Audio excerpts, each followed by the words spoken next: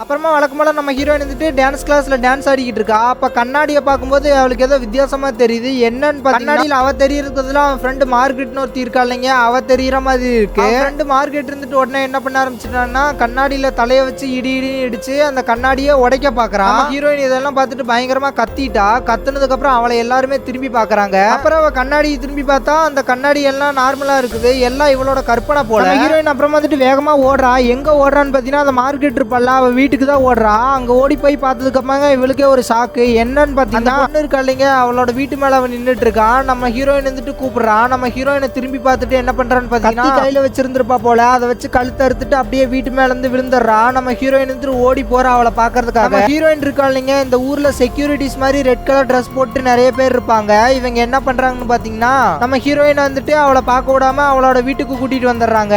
அப்புறம் அன்னைக்கு நைட்டு நம்ம ஹீரோயின் வந்துட்டு அவன் ஹஸ்பண்ட் கிட்ட நடந்த எல்லாத்தையும் பத்தி ஷேர் பண்ணிக்கிட்டு இருக்கா. அதுக்கு அவர் இருந்துட்டு என்ன சொல்றான்னு பாத்தீங்கன்னா கொஞ்சம் கூட பொறுப்பே இல்லாத மாதிரி அதெல்லாம் ஒண்ணும் நடக்காது, நீ அவளை நினைச்சு ஃபீல் பண்ணாத அப்படின்னு சொல்லி சொல்றாங்க. நம்ம ஹீரோயின் வந்துட்டு சரி நீ என்னதான் வேலை செய்யற அதை கொஞ்சமாச்சு சொல்லு, அவங்க என்னதான் பண்றாங்க அப்படின்னு சொல்லி கேட்க அவன் வந்துட்டு டென்ஷன் ஆயிட்டாங்க. பத்தி தான் கேட்க வேணாம்னு சொல்லிட்டு ஏற்கனவே சொல்லியிருக்கல அப்படின்னு சொல்லிட்டு அவன் பாட்டுக்கு தூங்க போயிட்டாங்க. அப்புறம் அன்னைக்கு நைட்டு நம்ம ஹீரோயினுக்கு ஏதோ தண்ணிக்குள்ள முழுகிட்டு இருக்க மாதிரி எல்லாம் கனவெல்லாம் வருது. அப்புறம் எந்திரிச்சு பாக்குறான் எல்லாமே நார்மலா இருக்கு. அப்புறம் நம்ம ஹீரோயின் அடுத்த நாள் காலையில என்ன பண்றான்னு பாத்தீங்கன்னா அந்த ஜாக் இருக்கால அவனுக்காக மதியம் சாப்பிடுறதுக்கு ஃபுட் பேக் பண்ணிக்கிட்டு இருக்கா. ரேடியோல கூட அந்த இடத்தோட அருமை பெருமையை பத்தி ஒருத்தன் பேசிக்கிட்டே இருப்பான்ல, அதனால நம்ம ஹீரோயினுக்கு சரியான கோவம் வந்துருச்சு. டேப் மாதிரி ஒரு கவர் இருக்கு இல்லைங்க, இதுல கூட ஃபுட் வச்சு பேக் பண்ணிக்கிட்டு இருந்தால இது அப்படியே மூஞ்சில சுத்த ஆரம்பிச்சுட்டான். இந்த சவுண்டே என் காது கேட்க கூடாது அப்படின்னு சொல்லிட்டு மூஞ்சி ஃபுல்லா கவர் பண்ணதுக்கு அப்புறம் சவுண்ட் கேட்கல. ஆனா கொஞ்ச நேரம் கழிச்சு மூச்சு விட முடியாம போயிடுச்சு. மூச்சு விடுறதுக்காக ரொம்ப கஷ்டப்படுறா. அப்புறம் எப்படியோ அந்த கவரை கஷ்டப்பட்டு எடுத்துட்டு எப்படியோ தப்பிச்சுட்டா சாமி அப்படின்னு நினைக்கிறான். அந்த இடத்தோட இன்சார்ஜ் வச்சிருப்பாங்க, அவர் வந்துட்டு இங்க இருக்கிற எல்லாருமே ஒரு பார்ட்டிக்கு இன்வைட் பண்றான். நம்ம ஹீரோயின் அவனோட ஹஸ்பண்ட் ஜாக் இருந்துட்டு பார்ட்டிக்கு போறாங்க. அப்புறமா அந்த இடத்தோட இன்சார்ஜ் இருப்பாங்க,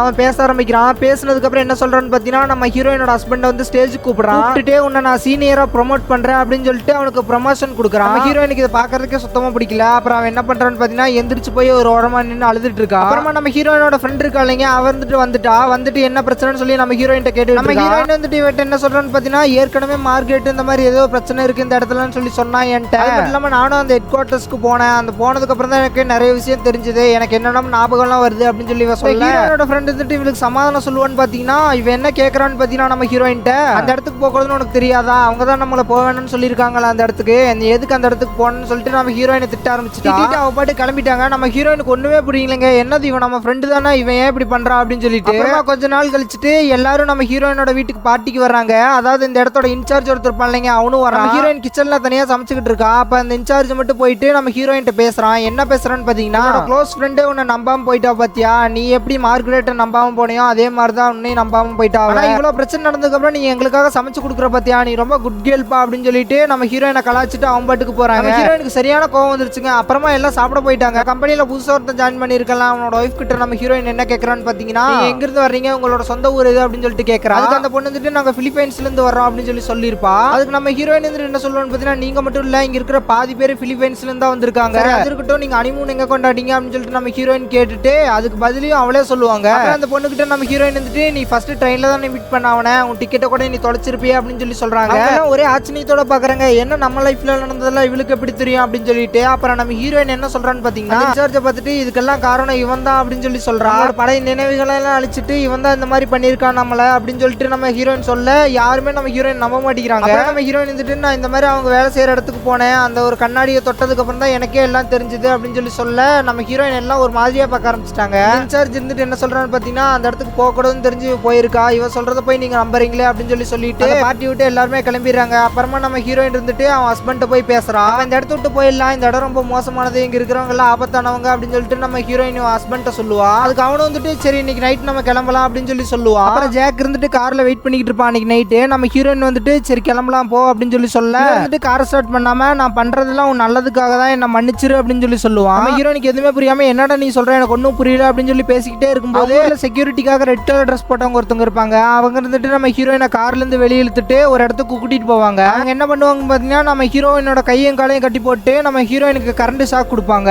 அப்ப நம்ம ஹீரோயினுக்கு கொஞ்சம் ஞாபகங்கள்லாம் வந்துட்டு போகும். அது என்ன ஞாபகம்னு பாத்தீங்கன்னா நம்ம ஹீரோயினோட ஹஸ்பண்ட் ஜாக் இருக்கா இல்லைங்க, அவர் இருந்துட்டு வேலை இல்லாம சுத்திட்டு இருப்பான். நம்ம ஹீரோயின் ஆலிஸ் என்ன சொல்லுவான்னு பாத்தீங்கன்னா உனக்கு வேலை கிடைக்கிற வரைக்கும் நான் வேலைக்கு போறேன், நான் குடும்பத்தை பாத்துக்கிறேன் அப்படின்னு சொல்லி சொல்லுவா. அது மட்டும் இல்லாம நான் டபுள் ஷிஃப்ட் பாக்குறேன், அப்பதான் நம்ம குடும்பத்தை சமாளிக்க முடியும் அப்படின்னு சொல்லி சொல்றான். ஹீரோயின் என்ன வேலை பார்த்துட்டு இருப்பான்னு பாத்தீங்கன்னா ஹாஸ்பிட்டல் ஹாஸ்பிட்டல்ல ஒரு டாக்டரா இருந்திருப்பா. டபுள் டியூட்டி பார்த்துட்டு ஒரே டயர்டா வீட்டுக்கு போவா. வீட்டுல நம்ம ஹீரோயினோட ஹஸ்பண்ட் இருந்துட்டு என்ன கேட்கறான்னு பாத்தீங்கன்னா, ஏன் இவ்வளவு லேட்டு, நீ வராதனால நான் சாப்பிட கூட இல்ல அப்படின்னு சொல்லி சொல்லுவான். நம்ம ஹீரோயின் வந்துட்டு ஒரு சர்ஜரி பண்ணிட்டு இருந்தேன், ஆபரேஷன் தியேட்டர்ல போன் எல்லாம் அலௌட் இல்ல அப்படின்னு சொல்லிட்டு அவ பாட்டுக்கு வந்துட்டு ஃப்ரெஷ் அப் ஆக போயிருவா. வந்துட்டு நம்ம ஹீரோயின்ட்ட கொஞ்ச நேரம் பேசு அப்படின்னு சொல்லி சொல்லுவா. நம்ம ஹீரோயின் வந்துட்டு அதுக்கு என்ன சொல்லுவான்னு பாத்தீங்கன்னா, நான் 30 மணி நேரம் ஷிஃப்ட் முடிச்சு வந்திருக்கேன், அது இல்லாம இன்னும் 6 மணி நேரத்துல நான் திரும்பி டியூட்டிக்கு போகணும் அப்படின்னு சொல்லிட்டு படுத்து தூங்க போயிருவா. ஹஸ்பண்ட் இருந்துட்டு லேப்டாப்ல என்னமோ பார்த்துட்டு இருப்பான். லேப்டாப்ல என்ன பார்த்துட்டு இருக்கான்னு பாத்தீங்கன்னா வந்துட்டு என்னமோ பேசிக்கிட்டு இருக்கான். அவன் என்ன பேசுறான்னு பாத்தீங்கன்னா, வாழ்க்கையே ரொம்ப வெறுத்துட்டீங்களா, நீங்க சந்தோஷமா இல்லையா, அதுக்கு ஒரு வழி இருக்கு, விர்ச்சுவல் வேர்ல்ட் இருக்கு, அதாவது ஒரு மாயை உலகம் இருக்கு. அது வந்து எப்படின்னு பாத்தீங்கன்னா சில எக்யூப்மெண்ட்லாம் இருக்கு, அதெல்லாம் ஜஸ்ட் நம்ம எடுத்து மாட்டிக்கிட்டோம்னா அந்த மாய உலகத்துக்கு போயிடலாம். அதாவது இது ஒரு கேம் மாதிரி அப்படின்ட்டு அவன் சொல்றது எல்லாத்தையும் நம்ம ஹீரோயினோட ஹஸ்பண்ட் ஜாக் இருக்கான்ல இவன் கேட்டுக்கிட்டு இருக்கான். அப்புறம் பாத்தீங்கன்னா இந்த பக்கம் நம்ம ஹீரோயினை வந்துட்டு கரன்ஸா கொடுத்து எல்லாத்தையும் மறக்க வச்சிட்டு இருக்காங்கல்ல. கடைசி எல்லாத்தையும் நம்ம ஹீரோயின் மறந்துட்டா. பாத்தீங்கன்னா நம்ம ஹீரோயினோட ஹஸ்பண்ட் ஜாக் இருந்துட்டு நம்ம ஹீரோயினை திருப்பி கூப்பிட்டு வந்துட்டான். அவனுக்கு தான் நடந்த எல்லாமே மறந்துருச்சுல, அதனால எல்லா பிரச்சனையும் மறந்துட்டு எப்பயும் போல சகஜமா வாழ ஆரம்பிச்சுட்டா. பாத்தீங்கன்னா ஜாக் இருக்கான்ல இவர் இருந்துட்டு ஏதோ ஒரு பாட்டு பாடிட்டு இருக்கான். நம்ம ஹீரோயின் அந்த பாட்டை கேட்டுட்டு இருக்கா. பாட்டை இதுக்கு முன்னாடி எங்கேயோ கேட்ட மாதிரி இருக்கு, இவன் நல்லா யோசிச்சு பாக்குறா என்ன பாட்டு இது, எங்க கேட்ட மாதிரி இருக்கு அப்படின்னு சொல்லிட்டு. அப்புறமா தாங்க அவளுக்கு ஒரிஜினல் லைஃப்ல நடந்தது எல்லாமே திருப்பி ஞாபகம் வந்துருச்சு. இப்ப அதாவது என்ன நடந்திருக்குன்னு பாத்தீங்கன்னா, ஹீரோயினோட ஹஸ்பண்ட் கூட வந்துட்டு கம்ப்யூட்டர்ல ஏதோ பாத்துக்கிட்டு இருந்தா இல்லைங்க, ஏதோ விர்ச்சுவல் கேம்னு சொல்லிட்டு ஜாயின் பண்றதுக்காக என்ன பண்றான்னு பாத்தீங்கன்னா, நம்ம ஹீரோயினை மயக்கம் போட வச்சுட்டு எங்கேயோ ஒரு இடத்துக்கு தூக்கிட்டு வந்திருக்கான். வந்துட்டு அந்த கேம்ல ஜாயின் பண்றதுக்கு முன்னாடி சில அக்ரிமெண்ட்ஸ் எல்லாம் சொல்றாங்க, அதாவது இந்த ஆபத்தெல்லாம் ஏற்படும் இந்த கேம்ல ஜாயின் பண்ணா அப்படின்னு சொல்லிட்டு அதுக்கெல்லாம் அக்செப்ட் பண்ணிட்டு இவனும் ஜாயின் பண்றான். இப்பதாங்க ஒரு பயங்கரமான ட்விஸ்ட் என்னன்னு பாத்தீங்கன்னா, நம்ம ஹீரோயின் இப்பதான் காட்டுறாங்க. இவன் நம்ம ஹீரோயினை என்ன பண்ணி வச்சிருக்கான்னு பாத்தீங்கன்னா, ஹீரோயின் ஒரு பெட்ல படுக்க வச்சுட்டு கைய காலெல்லாம் கட்டி வச்சிருக்கான். நம்ம ஹீரோயினோட கண்ணுல ஏதோ கம்பி மாதிரி ஒண்ணு மாட்ட வச்சிருக்கான். இது என்ன பண்ணுதுன்னு பாத்தீங்கன்னா, நம்ம ஹீரோயினோட கண்ணை எப்பயுமே ஓபன் பண்ற மாதிரி வச்சிருக்கு. அது மட்டும் இல்லாம கண்டினியூஸா நம்ம ஹீரோயினோட கண்ணை ஸ்கேன் பண்ணிக்கிட்டே இருக்கு. அதனாலதான் நம்ம ஹீரோயினுக்கு வேற ஒரு உலகத்துல இருக்க மாதிரி தெரியுது. என்ன சொல்லணும்னா இவன் என்ன பண்ணிருக்கான்னு பாத்தீங்கன்னா, நம்ம ஹீரோயினோட ஞாபகத்தை எல்லாத்தையும் அழிச்சிட்டு இவனும் அந்த கேம் கூட கனெக்ட் ஆயிட்டான் நம்ம ஹீரோயின் கூட. அப்புறம் டெய்லியும் வேலைக்கு போறேன்னு சொல்லிட்டு வெளியே கிளம்பி வர்றான் இல்லைங்க. அப்பெல்லாம் இவன் என்ன பண்றான்னு பாத்தீங்கன்னா, நல்லா சாப்பிட்டுக்கிறான். சாப்பிட்டு நம்ம ஹீரோயின் உடம்புக்கு ஏதாச்சும் தேவையா, அப்புறம் நம்ம ஹீரோயின் உடம்பு கிளீன் பண்ணணும்னா கிளீன் பண்றான். இவன் டெய்லியும் பண்ணிட்டு இருக்கும்போது இந்த ஒரிஜினல் உலகத்துக்கு வந்துட்டு ஒரு பாட்டு பாடுறான் நம்ம ஹீரோயின் பக்கத்துல இருக்கும்போது. அந்த பாட்டை போயிட்டு இவன் அந்த கற்பனை உலகத்திலயும் போய் பாடும்போது தான் நம்ம ஹீரோயினுக்கு எல்லாமே ஞாபகம் வந்துருச்சு. இப்ப அப்புறம் நம்ம ஹீரோயினுக்கு எல்லாம் ஞாபகம் வந்துருச்சு. நம்ம ஹீரோயின் இவனை பார்த்து என்ன சொல்றான்னு பாத்தீங்கன்னா, என் லைஃபையே நாசம் பண்ணிட்டியடா அப்படின்னு சொல்லிட்டு கேட்க இவன் என்ன பதில் சொல்றான்னு பாத்தீங்கன்னா, நான் உன்னை காப்பாத்திருக்கேன், நீ ரொம்ப கஷ்டப்பட்டு வேலைக்கு போயிட்டு இருந்தா, உன் வாழ்க்கையே உனக்கு பிடிக்காம இருந்துச்சு, நான் தான் உனக்கு இந்த மாதிரி நல்ல லைஃப் அமைச்சு கொடுத்துருக்கேன் அப்படிங்கிற ஹீரோயின் வந்துட்டு, நீ ஒரு சைக்கோன்னு எனக்கு தெரிஞ்சு போச்சு, நான் இப்பயே இந்த இடத்த விட்டு போறேன் அப்படின்னு சொல்லிட்டு நம்ம ஹீரோயின் போக ஜாக் இருந்துட்டு நம்ம ஹீரோயின் ஃபர்ஸ்ட் கெஞ்சிட்டு இருந்தா. அப்புறமா வந்துட்டு நம்ம ஹீரோயினே மிரட்ட ஆரம்பிச்சுட்டான், இந்த இடத்துட்டு நீ போக முடியாது அப்படின்னு சொல்லிட்டு நம்ம ஹீரோயினை கொல்ல பாக்குறான். என்ன பண்றது தெரியாம பக்கத்துல ஒரு கண்ணாடி டம்ளர் இருக்கும், அதை எடுத்து இவன் மண்டையிலேயே போட்டுருவான். அங்கேயே சத்துருவான். நம்ம ஹீரோயின் அதே இடத்துல மயக்கம் போட்டு கீழே வந்துருவான். நம்ம ஹீரோயினோட ஃப்ரெண்ட் இருக்கா இல்லைங்க, அவர் வந்துட்டு வீட்டுக்கு வரா. வந்துட்டு நம்ம ஹீரோயின் எழுப்பிட்டு என்ன சொல்றான்னு பாத்தீங்கன்னா, உலகத்துல யாராச்சும் இறந்தாங்கன்னா அவங்க பாத்தீங்கன்னா நிஜ உலகத்துல இறந்துருவாங்க. அது மட்டும் இல்லாம டெய்லியும் நம்ம லாகின் பண்ணணும் இந்த கேமுக்குள்ள.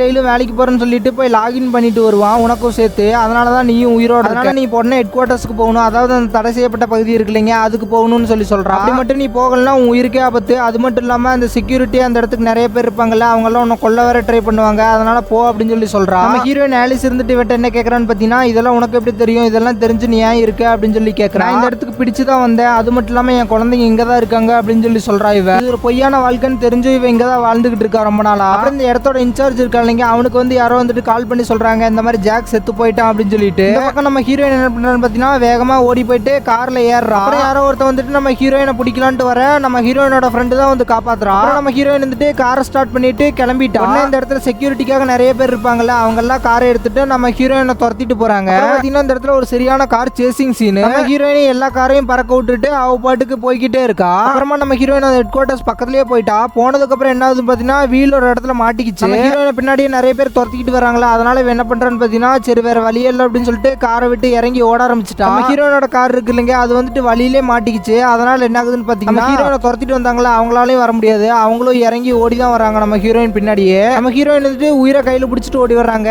கடைசியா எப்படியும் அந்த ஹெட் குவார்டர்ஸ் பக்கத்துல வந்துட்டா. ரொம்ப பக்கத்துல வந்ததுக்கு அப்புறம் என்ன பண்றான்னு பாத்தீங்கன்னா, அந்த ஜாக் இருக்கான்ல அவனை நினைச்சு யோசிச்சுக்கிட்டு அதே இடத்துல நின்னுறான். அதனால அவங்க என்னென்ன பேசியிருப்பாங்களோ அது எல்லாத்தையும் நினைச்சு பார்த்துட்டு இருக்கா அதே இடத்துல நின்னுட்டு. ஏதோ சத்தம் கேக்குதுன்னு டக்குன்னு திரும்பி பாக்குறான். அந்த செக்யூரிட்டிஸ் எல்லாம் இருப்பாங்களா, அவங்களும் ரொம்ப பக்கத்துல ஓடி வந்துட்டாங்க. நம்ம ஹீரோயின் என்ன பண்றான்னு பாத்தீங்கன்னா, ஓடி போய் வேகமா அந்த பில்டிங்ல ஒரு கண்ணாடி இருக்கும்ல, அதை போய் தொடுறான். தொட்டதுக்கு அப்புறம் என்ன ஆகுதுன்னு பாத்தீங்கன்னா, நம்ம ஹீரோயினுக்கு ஏதோ ஞாபகம் எல்லாம் வருது. வந்ததுக்கு அப்புறம் என்ன ஆகுதுன்னு பாத்தீங்கன்னா, நம்ம ஹீரோயின் அவளோட ஒரிஜினல் உடம்புல நிஜ உலகத்திலே எந்திரிச்சிடறா. ஃப்ரெண்ட்ஸ், இதோட இந்த படம் முடிஞ்சது. எனக்கு இந்த படம் பர்சனலா ரொம்ப பிடிச்சிருந்ததுங்க. உங்களுக்கு இந்த படம் ரொம்ப பிடிச்சிருக்குன்னு நினைக்கிறேன். அந்த வீடியோக்கு ஒரு லைக் பண்ணிட்டு ஒரு கமெண்ட் பண்ணி விடுங்க. விடுங்க. மறக்காம சப்ஸ்கிரைப் பண்ணிட்டு பக்கத்துல இருக்க பெல் பட்டனை வைக்கோங்க. அப்பதான் நம்ம போடுற வீடியோலாம் டக்கு டக்குன்னு உங்களுக்கு நோட்டிபிகேஷன் வரும். உங்களுக்கு இதே மாதிரி ஏதோ படத்தை பத்தி பேசணும்னா கமெண்ட் பண்ணி விடுங்க. நான் கண்டிப்பா அதை பேச ட்ரை பண்றேன். ஓகே ஃப்ரெண்ட்ஸ், அடுத்து இதே மாதிரி ஒரு சூப்பரான படத்துல சந்திப்போம். பாய்.